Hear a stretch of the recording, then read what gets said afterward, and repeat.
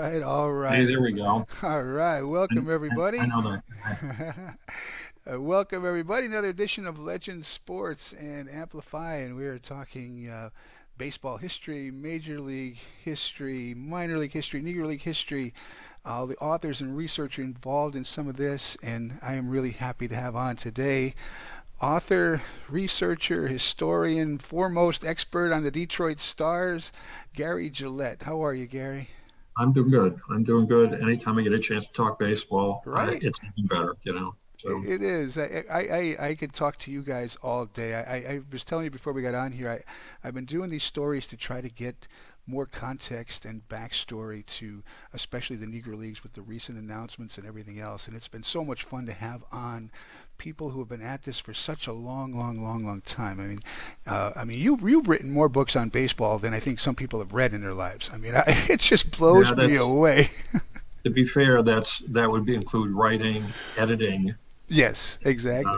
compiling statistical reference books. You don't write all those actually, No, right? no, but boy, I tell you what, the work that you've been involved in, I mean, some of it through the '90s to me were like they were the Bibles to me and many of my friends as far as the baseball references in the baseball encyclopedia with ESPN and several others. I mean, we were so engrossed in those that it just blows me away some of the things that you have done.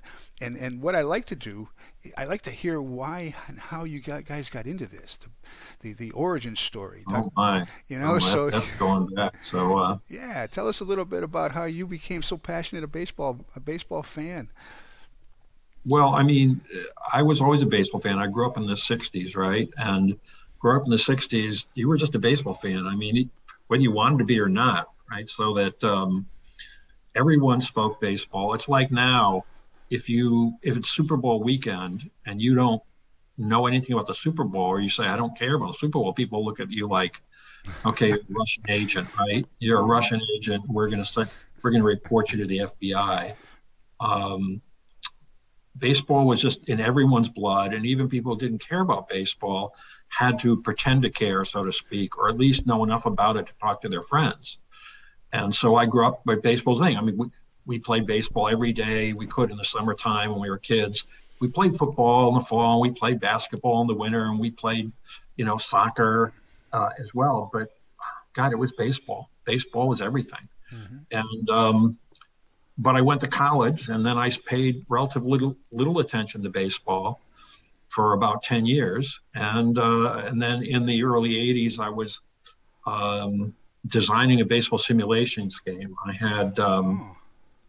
I had been testing military simulations for a company in New York.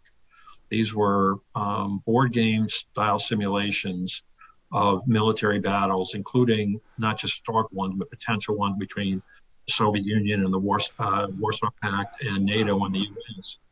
And they decided they wanted to do some sports simulations. And when they did that, um, I tested their baseball game by getting a bunch of my friends together and creating a league to do it. It was so much fun Hmm. that when the company canceled the game after 1 year, we decided to do our own research and create our own game. And what we Wow. found out was there wasn't really a lot of good information if you wanted to make a good simulation. There was what was in Bill James' baseball abstract, but that wasn't complete. You couldn't get information on all players. You couldn't get left right splits for all players. And so we started doing our own research in box scores in the sporting news. And that kept up until someone introduced me to Craig Wright, who was then working with the Rangers. And Craig put me in touch with Bill James, and Bill James needed people who had lots of time and were willing to work for nothing to work on Project Scoresheet. And so I started working on Project Scoresheet in 1984, running the Detroit Tigers end of it for Bill. And then in '85, when John Dewan took over, the Project Scoresheet was incorporated as a nonprofit in Illinois, and I was put on the original board of directors. And so I was privileged to work with Bill James, John Dewan. I got to meet Dick Kramer in the '80s, and then I asked why we couldn't put Pete Palmer on the board, and Pete joined the board, and I've been close friends with Pete Palmer ever since. And then working with Pete led to working with John Thorne and Mike Gershman, and I contributed something, a statistical register or an article to each edition of Total Baseball after the second edition. And then John Thorne and Mike Gershman and I had my small company after Project Scoresheet failed called the Baseball Workshop. And I ran it. It was a sole proprietorship. I ran it in Philadelphia for 6 years. And then John Thorne and Mike Gershman were looking for to do an internet play. At that time, TotalBaseball.com was rated by like Wired magazine as the best baseball site on the internet and one of the 100 best websites on the internet, back when you could count the websites on the internet. And so John and Mike put an option on my company, and then they found a .com in North Carolina to put up money, and we all merged to form Total Sports. And my job was to bring Total Sports into the baseball, professional baseball, actually Major League Baseball era, because Total Sports was Total Sports started out in college basketball and then moved to college football. They were headquartered in Raleigh and in Greensboro, and they worked with Duke basically. And so John Thorne and Mike Gershman and I were supposed to bring them a credibility and an organization for Major League Baseball. Well, they never got to their IPO, and they failed 3 years later. And I had already gotten out because I concluded they were never going to make their IPO, and they were just working people like dogs. And then I started doing consulting work, including with John Thorne and other people. And when John's publishing company, Total Sports Publishing, went bankrupt, there was a bankruptcy auction, and a former editor of Total Baseball, David Petruccia, who is now a preeminent presidential historian, has written many books on various presidents and presidential races. David Petruccia and I decided to bid on Total Baseball, and I had a publisher for it too. But we lost our bid to a Canadian guy, and the company, the publisher that I was talking to about publishing Total Baseball, said, well, you don't need Total Baseball. You just do your own encyclopedia with Pete Palmer. And I said, damn, we could. So Pete and I went and did our own ESPN baseball encyclopedia, which ran for 5 years. And I'm somewhat proud and a little bit ashamed to say it was the last baseball encyclopedia ever printed. I mean, last paper printed book baseball encyclopedia ever printed. We ran for 5 years. We sold a lot of books. We did a good product. We got a fair amount of publicity, but I mean, Baseball Reference and Sports Reference essentially put us out of business. Mm-hmm. And since then, you know, I worked on various projects, done some consulting. I do some legal expert witness stuff. I do a lot of editing. I haven't done much writing in the last 10 years. That's what having kids will do for you. But I do a lot of editing, a little consulting, a lot of licensing. Also for Sterling Publishing, we did the ESPN Pro Football Encyclopedia for 2 years, and that exposed Pete Palmer's and Ken Pullis's premier pro football database, which at that time nobody had anything like it except the NFL and Elias, and they didn't publish stuff. They didn't make it available to the public. And so while the encyclopedia lasted 2 years, a lot of people saw it, and we got, for the next 10 years, we had just request after request to license the data. And we licensed it to Sports Reference, and ultimately earlier this year, Sports Reference bought all of our stuff.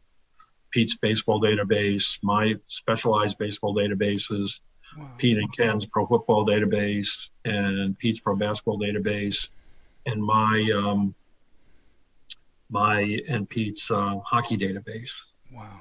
And so that's I'm sure more than you want to know about. No, man, that is some great stuff. I mean, you know, it's like I said, it blows me away. The people, and there's really a limited number of you guys out there that have had this type of background and experience in some of this stuff. You pointed that out when you were talking about, when you first started doing it, you could probably count on one or two hands the number of websites that were out there doing it. Now it's different, but when you guys were pioneers in a lot of this stuff, and it's beautiful, man. I some of the work you guys did, like I said, especially when this was now the rise of fantasy baseball, and well, it was rotisserie baseball they called it back in those days, and people were Right. just hungry for this kind of stuff. I grew up doing. You talked about board games. I grew up on those Avalon Hill board games of, Panzer Leader, Panzer Blitz, all those games like that. A lot of them were World War II based most of the time, but I grew up playing those. I still have them in a box somewhere. My wife always is like, "What are you gonna do with that stuff?" you know. But Well, then, I actually still have probably 100. I had more do than a you thousand really? games, and I sold them off 30 years ago. But There's I a have probably about 100 to 150 games now. Military. there's still people out there playing them. Let me tell you, I know there's a few guys I know that are still into it, and there's groups out there that still are Yep. into board games, classic board games, especially like that. I mean, they were so much fun. And then I grew up playing Stratomatic from probably I was just like into early mid '70s when I started playing Little League, and I was a Stratomatic guy for all those years until I found Out of the Park, which is now, kind of like the next evolution, like you were talking about what happened with the websites. Out of the Park allows you to do a little bit more when it comes to, what if scenarios and things like that. So I get it, man. The stuff you've done, I just have been a fan of for decades, a long, long time. So, Yeah, well, I actually, I work with Simulation Publications, SPI, and oh, I'm in a Facebook group with Brad Hessel and uh, I think Eric Smith's in it, Joe Balkowski, I believe, is in it, Dave Isby, a whole bunch of the old SPI guys who wow. took the ball from Avalon Hill and went running for a while until they crashed and burned. And then a lot of them did victory games for years. hmm Boy, oh boy, that is some. It brings back a lot of very cool memories of when I was going through my younger days and into high school, into college, even playing those games with my friends. That was kept us out of a lot of trouble, I'm sure, over Like, the I mean, years. that was SPI's baseball game, which was called Spy Ball, SPI Ball.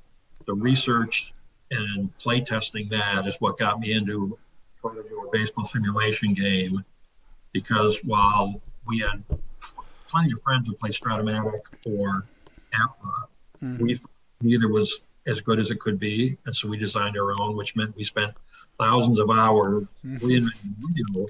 Although our game, I would argue our game was better. There was never any room in the marketplace Right. because APA had Well, been around for decades and they were very good. it's funny you said that about the way some companies have come and gone over the years, because even Out of the Park, I mean, they're a bunch of young German guys who came here, became baseball fans, and were into computer programming and everything else. But they've worked with Sean Lehman, and I think some of the guys from the old, like Mike, I don't know, I'm not sure what companies it was, but maybe the old Micro League Baseball or Pursue the Pennant or some of Yeah, those I groups that remember were, Micro League. Yeah, yeah, in the '80s and into the '90s, and so they're all I remember. part of that Out of the Park. How it was formed, like at the end of the '90s and into the 2000s. They're into the 22nd year doing it now. So, and now they've gotten some. They're getting involved with Korean baseball, and I think they were just bought by a Korean video game Really? company. Yeah. So yeah. So Yeah. they're Good starting to for get to them. the, yeah. Good for them, right? So I wanted to ask you. You're wearing your Detroit Stars hat that you said was Yeah. a This is giveaway, right? pretty much my trademark anyway. People don't That's a recognize it great if I don't have it on. That's a great hat. Yeah. So, how did you start to get into the Negro League? The statistics and the history, because I think that your opinion on and like I said, that historiography that you wrote for, and I'll put that up so people can see it later. But um, it just gives so much more credence to that. Uh, the Negro Leagues were major leagues, and I've tried to give the context by talking to the authors, researchers, people who've been involved in this for a long time, because you can't take today's game and take it 100 years ago and compare it to what was going on. So there's just different scenarios. So give us your take on that. The recent announcement Baseball Reference has made. Right. Well, you touched upon a key thing. People have this idea that since 1969, the Mcmillan Encyclopedia debut, that baseball history has been so well documented. People have this idea that people like Ty Cobb and Nap Lajoie and Pete Alexander and Christy Mathewson and Cap Anson and these 19th century players as well, that they know them better than they do. But Negro Leaguers are somehow an exotic universe. I mean, some people, I think, and this is not a good attitude, treat Negro Leaguers like they're almost in the zoo. Like, yeah, we know there are these black guys who played baseball, and we know they were good. We really don't know much about them. We're a little bit suspicious. And you can't count them in the same circle as major leaguers. Maybe that's not fair. Maybe they were screwed over because of discrimination, but we don't know what to do with them, and so we're not going to make the effort, And that tired sort of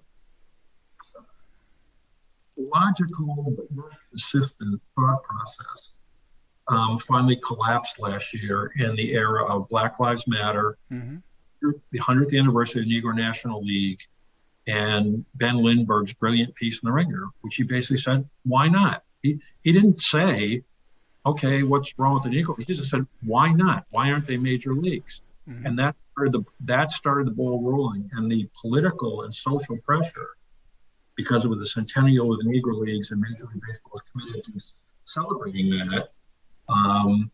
And because of Black Lives Matter, I mean, just made it irresistible. And thank God, because it's finally some justice. And the extra attention the Negro Leagues are going to get is going to mean that there's going to be more research and more gaps in the history are filled in. And one of the, of course, the silly arguments against the Negro League was, well, we don't know how many home runs Josh Gibson hit. Well, I tell you what, 50 years ago, people didn't know how many home runs a lot of players hit. They just assumed they did because it was printed in a book. Ah, good point. If you read the introduction to my ESPN Baseball Encyclopedia, I had this very long, and you had to have patience to read it, essay about all the career hits totals for Cap Anson. Now, Cap Anson is the premier player in the century, one of the greatest Hall of Famers, a famous ball player, for some good reasons and one bad one, which is he was one of the first guys to insist on a color line in baseball. And because of his stature, he could pretty much make sure it happened. But you can find, like, I can't remember, like 6 different career hit totals for Cap Anson, and they don't vary by 1 or 2. They might vary by 30. And that's because of the research and because of different editorial decisions people in different baseball encyclopedias made. And so if Cap Anson's hit total can change plus or minus 30, and if he could be a member of the 3,000 hit club one year and not the next year, even though he's been dead for, 75 years, well, then, or probably even more than that, but depending on what you're talking about, then why do we have to get upset that we don't have complete stats for the Negro Leagues? We don't. We're getting pretty good. They're certainly reliable enough to make judgments about these players. And there's no reason to continue discriminating against them because they were discriminated. All right, exactly. That's a great point. When were statistics more readily available to the general public? Because I know, you see box scores in newspapers and you see things that, sometimes they had, maybe season totals at some point along in there. But when did it become actually more readily accessible for the everyday fan to actually get historical perspective on statistics? Well, really that would start with the modern encyclopedias, and the first modern encyclopedia put forward was the Barnes Official Encyclopedia of Baseball. And that came out, and I'm of course not going to know my history well enough, that came out in the 50s. Okay. And it ran through, I think, 8 editions, and Pete Palmer edited the last few editions. That was a good encyclopedia, but nowhere near as complete as what you would expect. The real great leap forward was the Mcmillan Encyclopedia, which first edition 1969 went through 10 editions, last 10th edition 1996 before it went out of print. The Mcmillan Encyclopedia was the first encyclopedia that was computer typeset. It was the first encyclopedia where the stats were based on a new computer database. And David Neft was in charge of that project. Pete Palmer helped out along with a lot of other people. And they basically computerized all of the stats in baseball history, added them all up and said, this team's pitchers gave up 747 runs, but the hitters, the opposing team hitters only scored 743. Something's wrong. And by doing that and doing a lot of work, you were dealing with paper back then, and there was no personal computer you could take to the library with an Excel spreadsheet to help you. You were dealing with paper, and you were dealing with mainframes and punch cards. By doing that, they corrected literally tens of thousands of mistakes. Wow. Including especially the team stats were a mess. And that was the first modern encyclopedia. And that's the book that any kid could get if mom or dad or grandma would buy you for your birthday. And, when I was, I think I probably bought my first one was $40. By the time it had gone out of print, it was $55 to $60. And if you were willing to spend that money, you had what we thought was the entirety of baseball history in there. But you didn't, because Total Baseball came along in the late 80s, and Total Baseball had more stats and analytical stats and better stats, and Total Baseball had 500 to 600 pages of history. Total Baseball was like a double-sized book about baseball history attached to a 2,000-page encyclopedia. It was even better. I mean, I hope people, can appreciate what you're saying here. This is in our lifetimes that just happened. That there was a readily accessible. Some of us can remember that. But I mean, think about that though. Younger people listening too. But think about that though, right? I mean, because of the advent of computers and everything else, right? And it still went through all sorts of massaging and iterations and updating and everything else, and it took a long time to get it to where it is. The statistics coming out of the Negro Leagues are going to go through that same process, right? Eventually, they should hopefully get to a better, more complete product. They're not quite there yet. They will, and they're still being discovered, still having discoveries made. However, there remains the likelihood that a substantial number of Negro Leagues games were never had a box score printed in a newspaper. Right. And for those games, unless somebody finds a trunk in somebody's attic with the scorebook from the 1935 Homestead Grays that fills in 6 games that we've never seen a box score for, we're probably never going to have the stats from those games. But life isn't perfect, and the Negro Leagues both deserve this, and baseball fans need this. They do. And I, like I said, I think you pointed that out. The timing now has been right in the last year of what's been going on. Well, last summer with like you mentioned, the Black Lives Matter, it just brought things more to people's attention, and now and it just coincided with that 100th year, and so much was going on that has at least finally given some awareness, because it's not perfect right now, no, and there's a lot of people working hard to try to get it as perfect as possible, but is it ever going to be 100%? Probably not, unfortunately, but that does not discount what they did. But the formerly white major league stats, that is prior to Jack Robinson's reintegration of baseball, because some people should know there were a small number of black players in 19th century major leagues. The Robinson and the integrated era, before that, the stats weren't perfect either. We just assume they are because they're official. The official stats are assumed to be accurate because they're official. They're in fact very accurate, but they're not 100% accurate. And it was just such an alignment of the planets last year.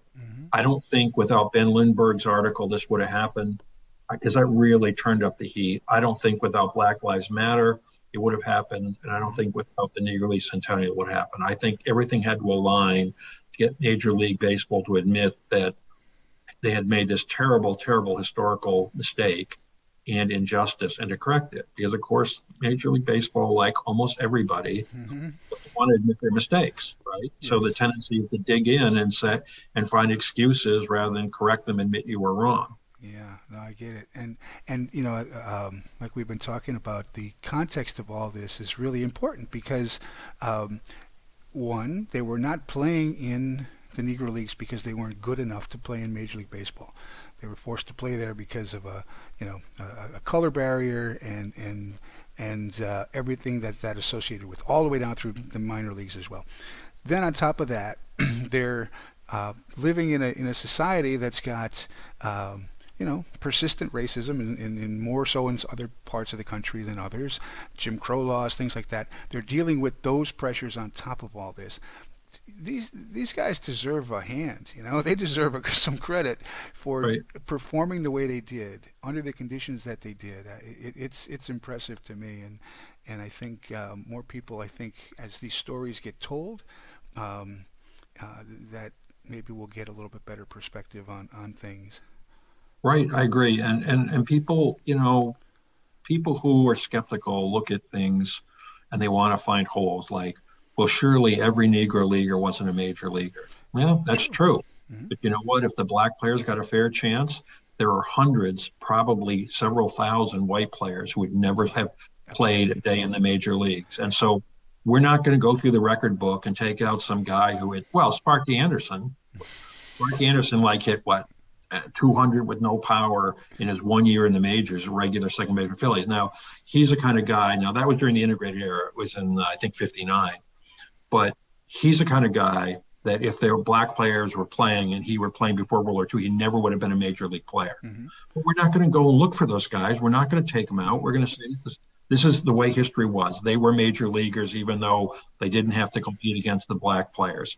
Hmm. So the black players who weren't good enough to beat out the white players, they get thrown in the mix now, and they are major leaguers, and I'm fine with that. Hmm. Yeah, I am too. I think it's something that people they miss that other half.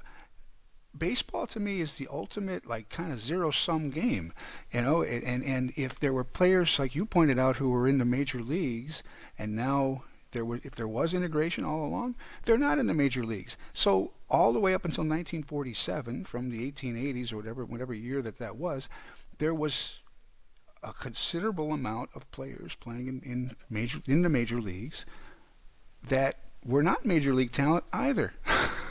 Right. And that people forget that. I mean, it's plus or minus. If they're there, then someone else is not there, and I think people lose sight of that for sure. I Um, mean, history is lumpy and imperfect and mhm. embarrassing and scandalous and sexy and horrifying and unfair, unjust, and it just is what it is. And the best thing to say is, here's what it is. Let's try to do better. That's right. That's right. You can only keep going. I mean, I guess, I don't know if it's a good analogy or not, but I mean, a lot of this is almost like archaeology. I mean, you uncover things, you find something, you make a premise, but then as time goes on, you may find more information, and it may change your original, hypothesis, but it doesn't mean it was wrong. It just means there's a little different perspective, a little more information, and that's, I think, what people need to keep their sights on here. These guys were major league talent. You know what? Let me ask you this. What's your definition? To me, I mean, there's Major League Baseball, which is made up of the National League and the American League. There are major Well, leagues. There are major leagues, the Federal League they consider, the Union and yeah, Association. that was my, America's, so what makes a major league? Because that's, I love the late 1800s, that story when the American Association became the American League and then competed, that all that was going on around the turn of the century, 1900, is fascinating to me. So, what makes a major league? well, what makes a major league to me is not that every player in that league is good enough to play in the white major leagues. This is what we're talking about, integration. And it's not that every team in that league is good enough to have competed. I mean, Major League Baseball was full of the Washington Senators, was full of the St. Louis Browns, it was full of the Philadelphia Phillies from the 1930s and 40s when they finished. I remember my history for like 25 years. They finished I'm a Phillies fan. I know it. last or next to last, like 2/3 of the time, and finished in the first division. That's A right. phrase that passed out of thing, meaning the first four teams out of eight, Yep. twice or something. I mean, those weren't major league teams, except they were in major league. Hmm. And so if we can have those kinds of non-competitive teams and bad players, we can make room for the worst Negro League teams. Because there's no question the best Negro League teams, the Grays, the Craws, the Monarchs, the Chicago American Giants in the 20s, Hilldale. There's no question those teams could have beaten the pants off most white teams, not all, most. And there's no question they could have contended with the Yankees and the Giants if given a fair chance. Mm-hmm. And we'll never know the number. I mean, I've talked about this with several people. I mean, you look just at strict basic demographics. You're talking at least because the Latin players were also playing in the Negro Leagues as well. You're talking, just on population back in the 1920s, 15-20% at least. That's a bare minimum, right? But we do know, based on other sports like the NFL and NBA, that number's probably higher, right? And then when you look at today's demographics, with the number of Latin players, 10% of the league is from the Dominican Republic. I mean, it's an incredible amount. And so, what percentage of Major League Baseball players back in the before Jackie Robinson would not have been playing there? We'll never know that number, but I think it's a significant number. Right. I think it's probably somewhere between 10 and 20% of the white players pre-Robinson would not have ever played one game in the majors. Because one of the things people don't understand is that in order to be a major leaguer, you have to have played one game, right? If you played in one game in the major leagues, you get in the encyclopedia, you are a major leaguer. And as they say, they can never take that away from you. And so a lot of these guys who played 300-400 games, if they competed against black players, might have played 200 games. And the guys who played for 2 years might have played for 20 games 1 year. And the guys who played 20 games might never have seen the major. That's a and great so point. That's what you're looking at, and a lot of the guys who were, regulars for 10, 15 years, Hall of Famers, All-Stars, they might have had their career shortened by 2 or 3 or 5 years because a black player would have pushed them on a job.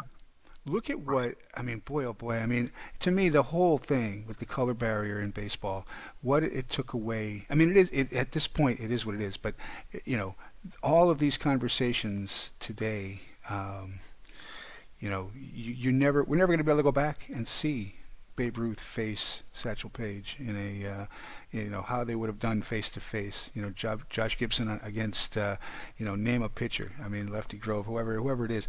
We're never going to know how. Now they did barnstorm against each other, here and there, but it's unfortunate that is something that we're never going to have that true.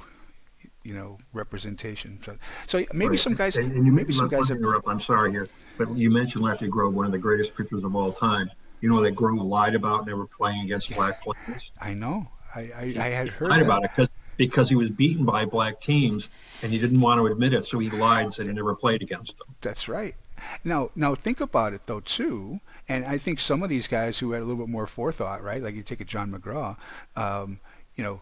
maybe they have players who had better careers because they had better supporting cast around them. Who knows? It doesn't. There's so many what ifs that we're never going to know. But I'm glad we're at the point where we're at least having a discussion about it. So you've got your Stars hat on, and you are probably, I guess, you've got to be the foremost expert on the Detroit Stars. I am. That may be precious little acclaim for someone with my amount of gray hair, but it is true. And I do want to give a shout out to Dick Clark, who was one of the great Negro League historians. He knew more about the Detroit Stars than anyone alive. Unfortunately, he passed almost 7 years ago now, and his friend Rick Meister, who then knew more about the Detroit Stars than anyone alive, passed a few years later, and I sort of inherited it by default. Although I have since their passing done plenty of original research, but those guys were the OGs. Mm-hmm. The thing about the Stars, and what I try to do every day on Twitter is put out some little tidbit, not necessarily about the Satchel Pages or the Gibsons, but about that next tier of players that are there. The Andy Coopers, the Chino Smiths, the Bruce Petway, you name it, right? On and on and on. That next tier, some of them may be in the Hall of Fame and are not household names, but anyway, I just try to put out, because one of the things that I've realized in all these conversations, and I try to point out to people is that the Negro Leagues, with the barnstorming and where they were located, and they had such a I think underappreciated or underrecognized effect on spreading that the brand of baseball all over the country, all over the continent, really. I mean, they took it everywhere. And if people look, um, they're going to find that there was probably a barnstorming tour that came through and played your local boys somewhere, or there was a stadium or a player or something that was nearby. And I'm hoping that people start to look around, and they're gonna find it there, and it's part of their community's history in all likelihood. Right. One of the things people don't appreciate today is how important semi-pro baseball and town team Yes, and factory team baseball was prior to World War II. I mean, yes, your town's identity wasn't your high school football team. It was your baseball team, your town yes. baseball team who played in the town that you were commercial rivals with 20 miles down the road. Mm-hmm. And it was composed of former high school players who never went to college, Uh-huh. who went to work in the factory, but they could still play. It was composed of former college players who came home to work after going to school. There were some ex-minor leaguers in there, an occasional ex-major leaguer, and these guys played. They had day jobs. They worked every day, but on nights and weekends they played ball. They got paid. They played for blood, and they were damn good. They And were that was good. the town's identity. And if you were in the city, that was the identity of your company or your neighborhood. If That's you right. lived in a big city, and though that was really critical to baseball popularity. Absolutely. I know exactly what you're talking about. My dad was in World War II. He gets out. The Scranton Red Sox were a Class C or D level affiliate. Then they later became like, kind of like what you're talking about, a semi-pro type of, maybe a college summer league type of a level later on.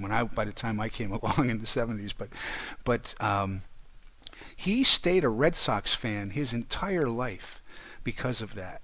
Even though we're in Philly country, I grew up in Northeast PA, and Scranton is Philadelphia, territory. But he stayed a Red Sox fan because exactly that reason. He got so, um, you know, enamored with that team that he became a Red Sox fan even when they no longer were even associated with the Red Sox.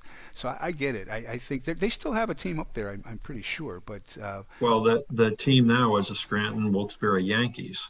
they're like the Rail Riders or something. Yeah, Yeah, they're a Yankees AAA affiliate. The Rail Riders. They were rebranded that's right. after the club was sold from I think they got the club from, I believe it was Portland, Maine, in 1988, and then they've had a club since then. And the club from '88 until maybe 10 years ago was owned by Lackawanna County. Yes, I worked for them. When I Oh, when you I worked for them? Yes, when I first got out of college, I was doing work for the team from '89 through about '94, I guess it was, till I moved. I moved to Virginia after that. But I worked for the Scranton Wilkes-Barre Barons. It's how I got into the Negro Leagues. I mean, I always thought as a kid I was a baseball fan, and I knew a lot about baseball history.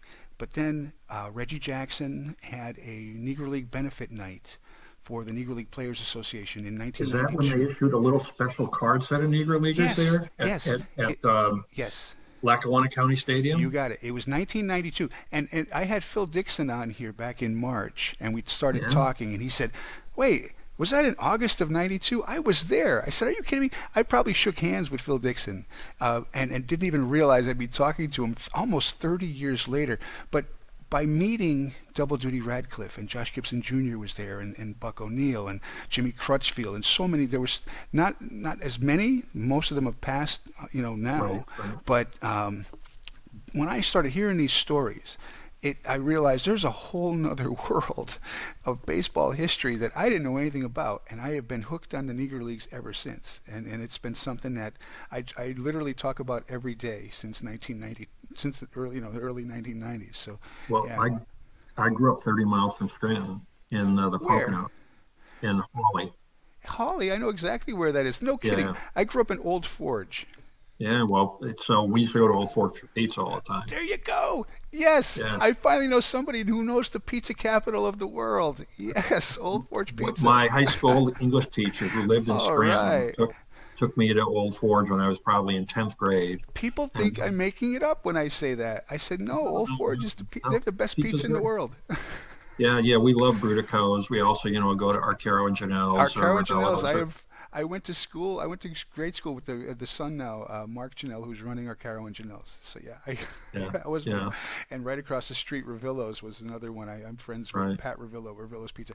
Oh my God, that's so funny. Did you know this? Aren't you involved something to do with the Polish American Sports Hall of Fame. Sports Hall of Yeah, Fame? Did you know this? We talked about the Rail Riders, right? They were the Red right. Barons, then they became the The Yankees, now they're the rail. Rail Riders. Yeah, railroads. Did Right. you Yeah. know a few years ago that they called themselves the Pierogies? No, I didn't. I know they sell pierogies at a concession stand there because I get to a Oh game and my God. I I get to a grew up game in Music like every 5 years or so. I grew up I grew up every holiday, especially after I moved. I could hardly wait to go home for the holidays because my mom would make homemade pierogies every single holiday, right? And when I heard this, I have to find a hat. I've got to find a hat. They did a whole uniform night with the hat and the colors, and they were the Scranton Wilkes-Barre pierogies. I don't know what year that was, but Let I me know because I will. I am on the board of electors, There the you go. for the Polish American Sports Hall of Fame, and I actually know the president and most of the board, the actual board members, not the panel of electors, Awesome. and we work with them because they are supporting our efforts at Hamtramck Stadium. Yeah. Awesome. I definitely will because I have to get a hat. I have to get something that says Scranton Wilkes-Barre Pierogies on it. Yeah. There's Well, anyway. I just learned about that Negro League card set last year, and I went out and found it on eBay and bought a copy of it because I couldn't believe they handed out a Negro League Yes. tribute card Yep. in Scranton. I have it in a box out there. I have this one. Yeah, Do you have this one? The Greg Kreindler set of Negro I League do. cards. This I've is a beautiful actually set. been on a mission to collect all of the Negro League card sets that were ever issued. Now these are You tribute need card to. sets. These Phil are tribute card Dixon. sets. Phil Yeah, Dixon, I think, did a card set in the he 80s does. as well. I have that. Yeah, yeah. Awesome. There's Good stuff, man. one small card set, I think of 4 or 8 cards. It was issued by McDonald's in Milwaukee area that I cannot find in the 90s. No, maybe in 2000. And then there's another set that was issued in the early 90s that has very limited distribution. That's a set of 100 cards, and those are the only two I really don't have.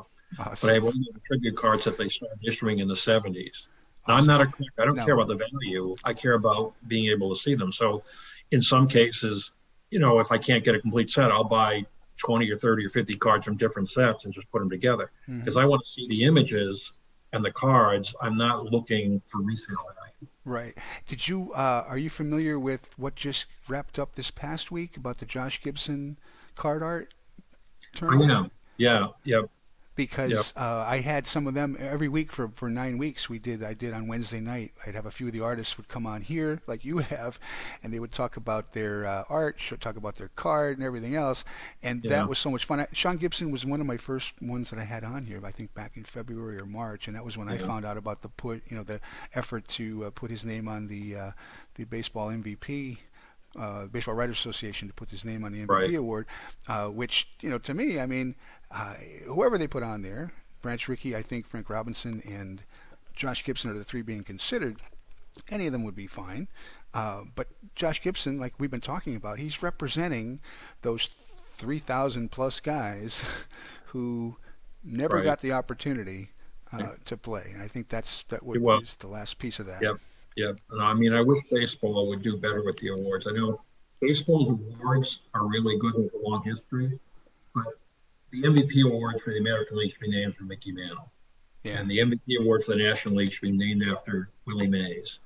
And the World Series MVP award, now there's one called the Babe Ruth Award, issued by the New York Baseball Writers Association, but the MLB award, was presented for many years by Chevrolet. That should have been named for Yogi Berra. Hmm. And, the Rookie of the Year award is named after Jack Robinson. Yes. But there are so many guys that could have been honored with these award names. Yeah, I agree. It's Really, Most people don't even realize they are named, which is interesting. I mean, a lot of times they just, you hear, an award and they leave off that last part of who it was, because nobody, I mean, I guarantee you 99% of baseball fans or casual fans had no idea Kennesaw Mountain Landis' name was even on the MVP award. Right, but the Cy Young Award, everyone knows the Cy Young Award if you know baseball, and Cy Young was a real pitcher and a Hmm. great pitcher. Right. It actually is named the Cy Young Award. You know what that represents. That's right. Yeah, yeah.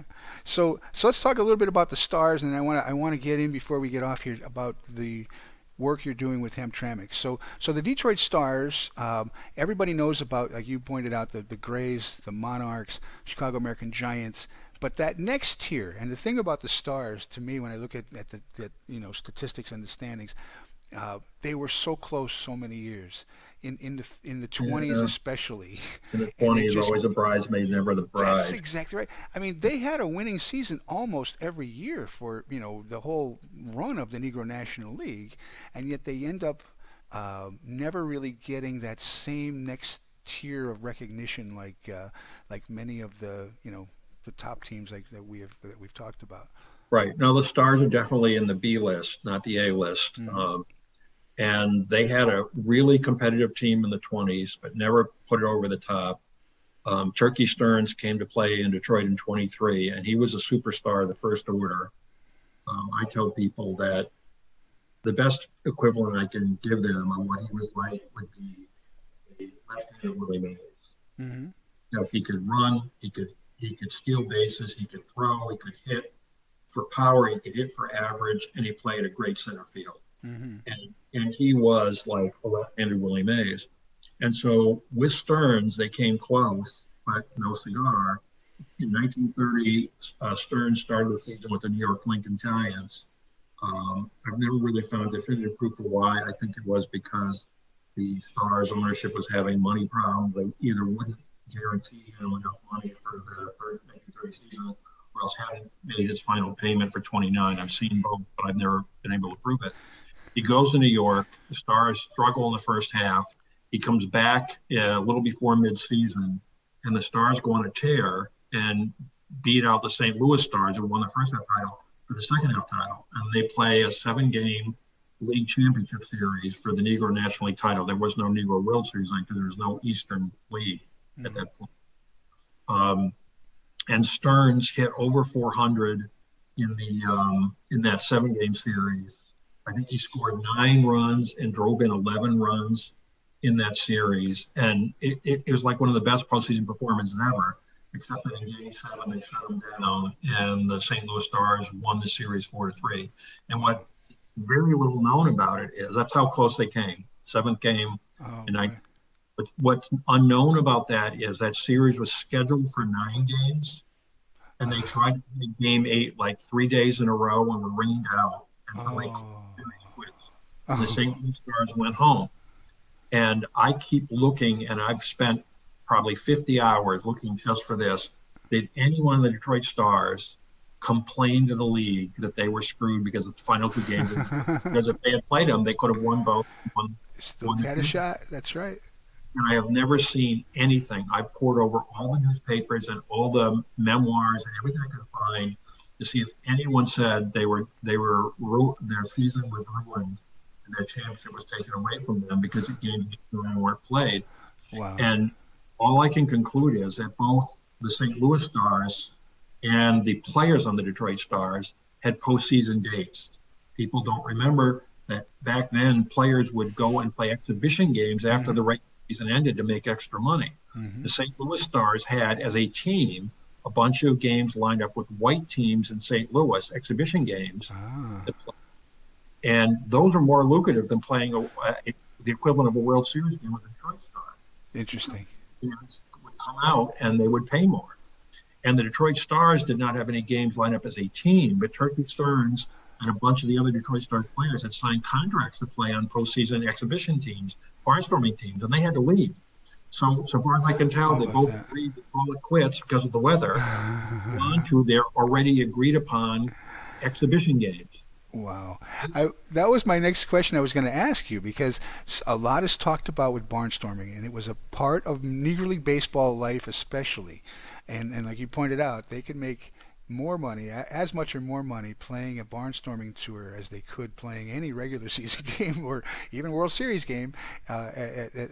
that was on their schedule. So you always hear though about the great barnstorming teams of obviously the All Nations team that came in Right. before then the Monarchs, The all of Monarchs those barnstormed for years. Yeah. the Chicago American Giants, even the St. Louis Stars. I don't hear a heck of a lot about the Detroit Stars barnstorming, but I'm assuming that they did, right? You just said that Turkey Stearns and some of the players. The players did. I'm not aware that the team, as the Detroit Stars, barnstormed in the offseason. Now, after the last Detroit Stars team folded in '37, there were Detroit Stars teams touring around the Midwest, calling themselves the Detroit Stars. They were, I have no idea how good they were. I'm not even sure they were good semi-pro teams, but they used that name because Ah, people in Northeast Indiana recognize it. heard the Detroit Stars and they wouldn't have heard about the Detroit, Motor City Giants or something. I get it. And so, like in every other case, I mean, the Washington Nationals, people think it's a new name, but that was the name for most of the original Washington Senators history. And of course, the Washington Senators weren't the original Senators. There have been 7 or 8 National Association, National League, American Association, Players League teams in Washington before the Washington Nationals of 1901, Hmm. who became the Washington Senators in 1960, who moved to Minnesota to become the Twins. So what Hmm. they think of the original Washington Senators, well, the original Washington Senators, you know, the teams moved around a lot. Some of them were really good, some of them weren't. The Nashville Eli Giants started in Nashville. They tried to move to Detroit in 1935. They couldn't get a ballpark lease, so they moved to Columbus. Spent a year, I believe, in Columbus, maybe 2. Moved to Washington. I think it was a year in Columbus, 2 in Washington. Then moved to Baltimore, where it became the Eli Giants in Baltimore, where they were the most famous. And this was very common in the Negro Leagues. But Hmm. I'm not aware that while the team names are recycled, there was a Pittsburgh Crawfords team in the 1945-46 United States League, which was not a major league. And I just got an email message today from a guy who is researching their history in Canada because they ended up in '46, the Pittsburgh Crawfords playing home games in Montreal. I didn't know that. This Wow. guy just sent me a spreadsheet with stats and box score information for the Pittsburgh Crawfords when they played home games in Montreal in '46 in the United States League. That's amazing. You just can't make this stuff up. But anyway, the names were No. recycled. So the a Detroit Stars team you might find a box score or a newspaper article about in 1943 is not the same Detroit Stars team as Turkey Stearns played on. That's Uh, interesting. but they were not a barnstorming team to my knowledge, like lots of the others were. But boy, that is great perspective because that is true. I could see why a team would do that. You're right. If I'm a team nobody's heard of, but I call myself now the Detroit Stars and I show up in town, I'm probably going to Right. sell a few more tickets. So that's a great. That's a great. I guess you can't get away with that today, but that was the marketing tool, I'm sure, back in those days. Well, Ron Teasley, who was 94 and a half, and Ron lives in Detroit. He's a friend of mine. I'm proud to call him Coach Teasley. Ron played in the Negro Leagues in 1948 for the New York Cubans, who at that time, they weren't a good team, but they were the defending Negro World Series champions from '47. And Ron is one of only 4 known Negro Leaguers from the Major League period, ending in '48, still alive. Ron, Willie Mays, and 2 other guys. Wow. Ron says that when he played semi-pro ball after his Negro League cup of coffee and after he went to Canada for 2 years, he played semi-pro ball for years. And he said, they called us whatever they wanted. One day we're the Detroit Stars, the next weekend we're the Detroit Cubs. Um, and it really was which name will sell more tickets, which name Yeah. are people going to turn out for. Boy. And so Ron played on multiple semi-pro teams who had sort of this interchangeable cast of characters. These guys who all wanted to play ball, they were all good, and they went wherever a promoter could say, "Hey, you're going to be the Detroit Cubs. You're going to go to Toledo next week, and we're going to have a 3-game series, and I'll guarantee you $200." Oh, okay, Hmm. I'm there. I'm a Detroit Cub for a weekend. Hmm. What's unfortunate, I think, about some of that type of perspective is anybody who might have remembered that or read about that, it kind of puts a light on it that it wasn't that there's disorganization that it was all of the other years leading up to that we've talked about, and now you've reached a point now because now we're into like post Jackie Robinson, and so at this point I'm sure Negro League teams, many of them were just trying to survive as best that they could. So that 48, yeah, I mean, pretty much, and especially in the 50s. Most of the guys who they say they're Negro Leaguers who are alive today played in the 50s, particularly the late 50s. Mm-hmm. Those teams were not even Double-A teams, in my view. And they're not even considered. I mean, are they part of the 7 leagues that Major League Baseball is recognized? No, only up to last recognized up to Jackie Negro Robinson. Leagues were the Negro National League in 1948, Negro American League in 48. But the Negro National League folded after 48. The Negro American League reorganized and played through 1961.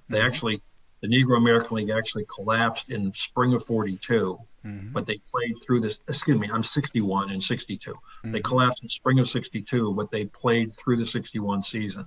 Now, try to find standings for 1961. You can't. Try to find a schedule. You can't. There were only like 4 teams in the league. And like the Detroit team was billing itself as the New Orleans Detroit Stars, the Detroit New Orleans Stars. No one knows if they played any games in New Orleans. If they played 100 games that summer, probably 90 of them were road games, and maybe 5, maybe 10 were played in their home cities of Detroit and New Orleans. It was a way to make a living, right? Right. What it was they were barnstorming teams, would play anywhere they could draw a crowd and get a check. But the Negro American League had some cachet, and they used it as a marketing tool. It was not a league in the real sense we think about, with teams having a fixed schedule and having fixed home ballparks. But they called it the Negro American League. They occasionally published standings. They occasionally, or they did every year until the 60s, have an East-West game. They did have an East-West game, although the players in the East-West game, probably most of them probably weren't Double-A caliber.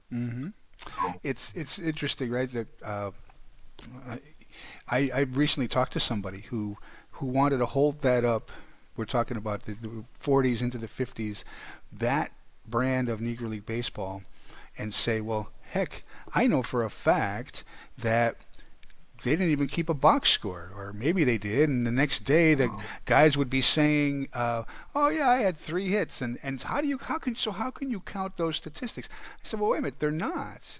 Right, they're not. First right, of all, but see, people confuse that because these are the guys who are alive now. And were they Negro Leaguers? Yes, they played in a segregated Negro League. Exactly. Were they professional ball players? Yes. Were they better than 99.n% of the players on the planet? Yes. Were they major leaguers? No, they were not major leaguers. And if you could have taken those Negro American League teams like in 1955 and played against white or integrated minor league teams, they probably would have not even been Double-A quality. They were the guys that the white organizations wouldn't sign because they weren't good enough. I think, though, that's where a lot of that perspective that there were not major leaguers is coming from. Is this memory of the 50s and 60s when it was at already past integration, and it's unfortunate, but I think that that's maybe where people are getting it from. I know for a fact, just from my own experience, when I was a kid in the 70s, my dad took me to Shout Stadium in Dunmore, where the Scranton Red Sox played, and the Indianapolis, I don't know if they were the Indianapolis Clowns, but the Clowns came. And this might have been in the mid-70s, maybe 74, 5, somewhere around in there. And it was at this point just a show. I mean, it was not done. They played some good baseball, don't get me wrong, but it was not what. And so I think that got in people's heads too, that was what it was all about. But up until the late 40s and even a little bit into the early 50s, no, it was a brand of baseball that most of those guys would have had a pretty fair shot at playing in the majors, in Major League Baseball, if they had the chance. I think there's a case to be made that the Negro American League in 49, maybe 1950, was good enough to be called a major league. But after 1950, no way, and especially the late 50s teams. But I mean, I admire these guys. They played segregated ball. They were discriminated against. They tell great stories. But to me, putting them on the same platform with guys who actually played in the Negro League. Now, most of those guys are dead now, but Ron Teasley and Willie Mays, when these guys were alive, putting them on the same platform, it's like, no, you just put guys from the Binghamton Yankees from the 1955 Binghamton Yankees, and you put them on the same platform as the 1905 New York Yankees, 55 New York Yankees. Not right. I mean, yeah, you want to put them up there, fine, identify them. They're major leaguers and minor leaguers. They're not all major leaguers. That's right. So one last thing is, like I said, I could talk to you and other people till the sun comes up tomorrow about some of this stuff. Let me tell you, but I did want to touch on this because I did have Brian Powers on, and he like I mentioned to you, I think his website with Bandbox Ballparks, where he has the 3D modeling of Comiskey and I think in League Park. He's working on another one now, and that was when we started talking about your work with Hamtramck. And I think it's important that people understand that this history is kind of all around them. And I'm hoping maybe that it would get more people involved in maybe in helping these types of things. And what can people do? And tell us more a little bit about this Friends of Hamtramck Stadium that's going on in Detroit. Well, I founded the Friends of Historic Hamtramck Stadium in 2012 with two colleagues. Wow, so that's a long time ago. Yeah, who had worked with me on getting Hamtramck Stadium on the National Register of Historic Places. Rebecca Beno-Savage, who was a preservationist from Hamtramck, and Ian Parada, who was an expat who moved to Detroit and ended up being on Hamtramck City Council. And we started working on the mayor's committee to save Hamtramck Stadium, and then we pushed it all the way through and to the National Register. Then in 2014, we got a State of Michigan historic mark on the site, and I've been working on it ever since, and I still am in touch with Ian and Rebecca.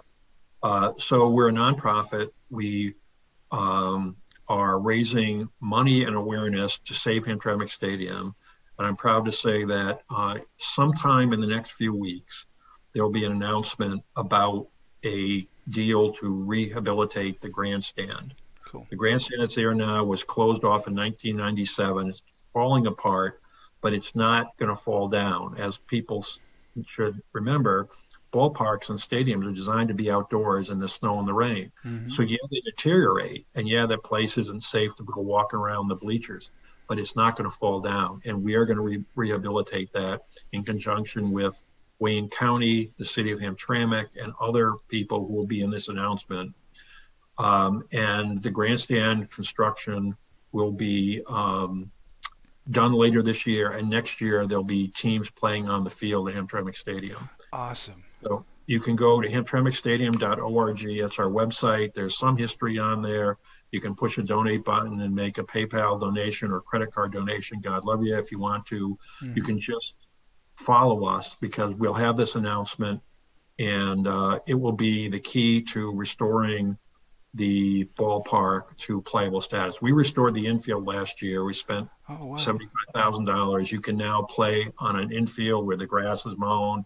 It's laser graded, and there's kind of red clay top dressing. Awesome. We are working on raising money to restore the outfield and restore the Little League field, where the 1959 Hamtramck Little League World Series champions played. But the Wayne County, the city of Hamtramck, and other foundations and other groups in Detroit have been putting together a package to redo Hamtramck Stadium, and that announcement's going to come soon. Awesome. How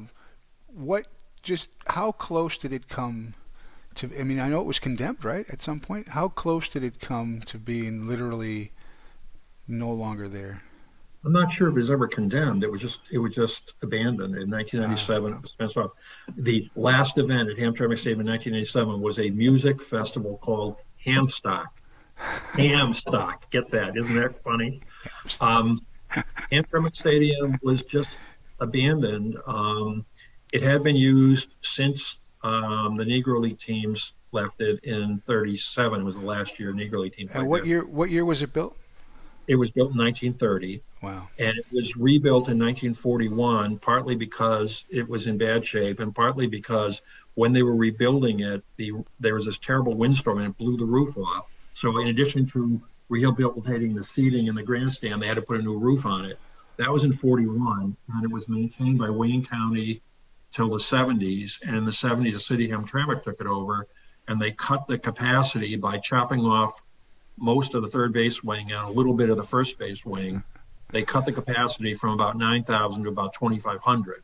Wow. And then it was used from the early 70s to 97 for amateur sports, mostly high school and American Legion baseball and things like that, until they closed it down. And Awesome. it was, I don't believe it was ever condemned, but in 2010, there's an editorial in the Hamtramck newspaper saying, let's tear down the grandstand. No one plays baseball in Hamtramck anymore. Hamtramck is majority Muslim, the first majority Muslim city in the United States. And it's mostly Yemeni and Bangladeshi. Interesting. And the Yemeni and Bangla kids play soccer, and the Bangla kids play cricket as well. And they don't really play baseball. Now there are Arab kids and Bangla kids on the Hamtramck high school baseball team. It's a United Nations. There are black kids, white kids, Muslim kids, and they play also, some of them on the football team. But soccer is the big sport, and the secondary thing is cricket with kids from immigrants from Bangladesh or their kids. And so they said, basically, no one plays baseball, so let's tear it down. And wow. I saw that, and I knew the history, and I said, I don't think these people know the real history. I don't think, at that time, there were only a few people left to remember the Negro League history in Hamtramck. Most of those have passed on since then. So I went to the mayor of Hamtramck, Karen Majewski, who was the mayor in 2010, is still the mayor today.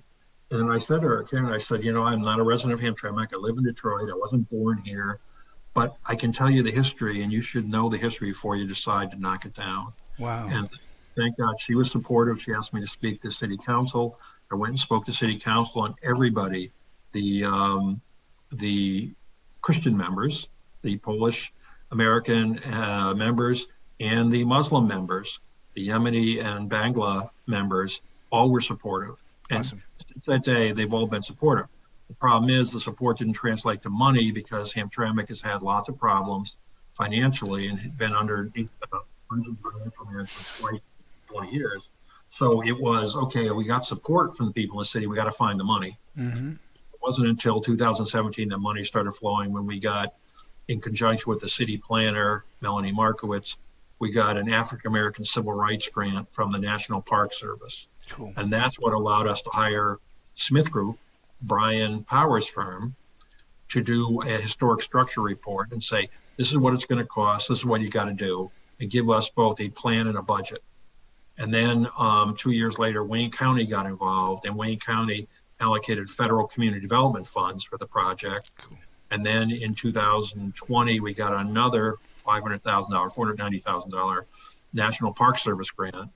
And then since then, we've been putting together foundation money and other money to announce the reconstruction of the grandstand. As I said, that will come soon.